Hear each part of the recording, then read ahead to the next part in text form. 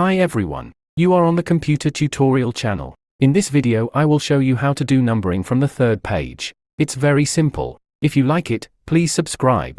I have a Word document like this. First of all, let's number it.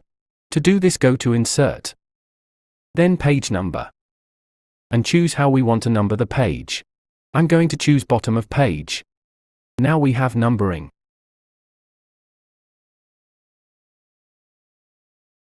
Double-click on number 1. And at the top choose different first page. Now the first page will not be numbered. But if we go to do the same thing with the second page, we won't be able to do it. We need to make it so that the second page for Word would be the same as the first. To do this, on the first page at the end of the page, at the cursor do press Enter. And go to the Layout section. Select Breaks.